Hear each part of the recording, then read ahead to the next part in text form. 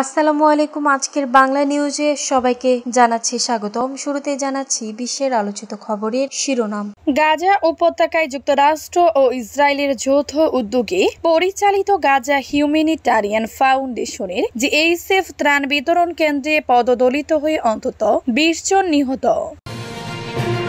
Iran যে কোনো নতুন সামরিক হামলার কঠোর জবাব দিতে সম্পূর্ণ প্রস্তুত, দেশটির সর্বোচ্চ নেতা আয়াতুল্লাহ আলী খামেনির হুঁশিয়ারি।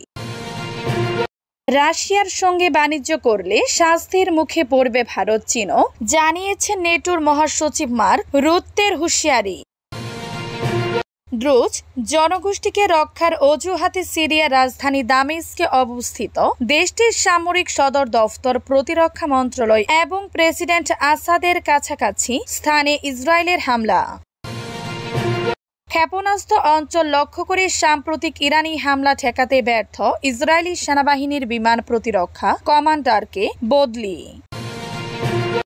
পাকিস্তানের সাবেক প্রধানমন্ত্রী ও পাকিস্তান তেহরিক-ই-ইনসাফের পিটিআই প্রতিষ্ঠাতা ইমরান খানের সাবেক স্ত্রী রেহামের নতুন রাজনৈতিক দল গঠন। এতক্ষণ শুনছিলেন বিশ্ব আলোচিত খবরের সংবাদ শিরোনাম। এবার বিস্তারিত। আমাদের খবরটি যদি ভালো লেগে থাকে অবশ্যই লাইক, কমেন্ট, শেয়ার করতে ভুলবেন না। গাজায় ত্রাণ কেন্দ্রে পদদলিত হয়ে আরো ২০ ফিলিস্তিনি নিহত। গাজা উপত্যকায় যুক্তরাষ্ট্র ও ইসরায়েলের যৌথ উদ্যোগে পরিচালিত গাজা হিউম্যানিটারিয়ান ফাউন্ডেশনের জিএইচএফ ত্রাণ বিতরণ কেন্দ্রে পদদলিত হয়ে অন্তত ২০ জন প্রাণ হারিয়েছেন। যুদ্ধ বিধ্বস্ত উপত্যকাটির দক্ষিণ অঞ্চলের খান ইউনিস এলাকায় বুধবার এ ঘটনা ঘটিয়েছে। জিএইচএফ ও স্থানীয় একটি হাসপাতাল এ তথ্য নিশ্চিত করেছে। এক বিবৃতিতে জিএইচএফ জানিয়েছে তাদের ত্রাণ বিতরণ কেন্দ্রে একটি বিশৃঙ্খল ও বিপজ্জনক ভিড়ের মধ্যে পড়ে ১৯ জন পদদলিত হয়ে এবং একজন ছুরিকাঘাতে মারা গেছেন। এজন্য হামাস সংশ্লিষ্ট সশস্ত্র ব্যক্তিরা দায়ী, যারা উদ্দেশ্যমূলকভাবে গোলাযোগ সৃষ্টি করেছিল। কিন্তু গাজার সরকারি গণমাধ্যম দপ্তর জিএইচএফ এর অভিযোগ অস্বীকার করেছে। অপরাধ ঢাকতে সংস্থাটি এমন অভিযোগ করছে বলে তারা পাল্টা অভিযোগ করেছে। ইরান আরো কঠোর জবাব দিতে প্রস্তুত, আয়াতুল্লাহ খামেনির হুঁশিয়ারি। ইরান যে কোনো নতুন সামরিক হামলার কঠোর জবাব দিতে সম্পূর্ণ প্রস্তুত রয়েছে বলে হুঁশিয়ারি দিয়েছেন দেশটির সর্বোচ্চ নেতা আয়াতুল্লাহ আলী খামেনি। বুধবার রাষ্ট্রীয় টেলিভিশনে সম্প্রচারিত এক ভাষণে তিনি এই মন্তব্য করেন। গত মাসে ইসরায়েলের সঙ্গে ১২ দিনের সংঘর্ষে যেভাবে পাল্টা আঘাত আনা হয়েছিল, ভবিষ্যতে প্রয়োজন হলে তার চেয়েও বড় জবাব দিতে সক্ষম ইরান। তার ভাষ্য মতে ইসরায়েল ইচ্ছাকৃতভাবে ইরানের সংবেদনশীল কেন্দ্র ও গুরুত্বপূর্ণ ব্যক্তিত্বদের লক্ষ্যবস্তু বানিয়ে আমাদের ইসলামী প্রজাতন্ত্র ব্যবস্থাকে দুর্বল করার চেষ্টা করেছে, কিন্তু তারা ব্যর্থ হয়েছে। তিনি আরো দাবি করেন, জনগণের মধ্যে অস্থিরতা সৃষ্টি করে রাস্তায় নামিয়ে এনে আমাদের রাষ্ট্র ব্যবস্থা উৎখাত করাই ছিল তাদের মূল উদ্দেশ্য। গত মাসের ইরান ইসরায়েল সংঘাতে ইরান একযোগে শতাধিক ক্ষেপণাস্ত্র ও ড্রোন নিক্ষেপ করে ইসরায়েলের দিকে, যদিও এর বড় একটি অংশ প্রতিহত করে ইসরায়েল ও তার পশ্চিমা মিত্ররা। তেহরান এটিকে প্রতিরক্ষামূলক ও বৈধ জবাব বলে উল্লেখ করেছে। রাশিয়ার সঙ্গে বাণিজ্য করলে শাস্তির মুখে পড়বে ভারত, চীনও নেটো মহাসচিবের হুঁশিয়ারি। একদিন আগে মার্কিন প্রেসিডেন্ট ডোনাল্ড ট্রাম্প বলেছিলেন, রাশিয়া ৫০ দিনের মধ্যে ইউক্রেন যুদ্ধ না থামালে তাদের উপর ১০০% শুল্ক আরোপ করা হবে। পাশাপাশি রাশিয়ার সঙ্গে বাণিজ্য চালানো দেশগুলোর উপর চালানো হবে সেকেন্ডারি ট্যারিফ বা আনুষঙ্গিক শুল্ক। ২৪ ঘন্টা কাটতে না কাটতে এবার একই ধরনের হুমকির কথা শোনালেন যুক্তরাষ্ট্র নেতৃত্বাধীন সামরিক জোট নেটোর মহাসচিব মার্ক রুত্তে। রাশিয়ার সহযোগী দেশ হিসেবে এক্ষেত্রে তিনি সরাসরি উল্লেখ করেছেন ভারত, ব্রাজিল ও চীনের নাম। মার্ক রুত্তে বলেছেন, রাশিয়ার সঙ্গে বাণিজ্য চালিয়ে গেলে এই ৩ দেশকে কঠোর শাস্তির মুখে পড়তে হবে, জারি করা হবে সেকেন্ডারি ট্যারিফ। মার্কিন সিনেটরদের সঙ্গে বৈঠকের পর মার্ক রুত্তে এই হুঁশিয়ারি দেন।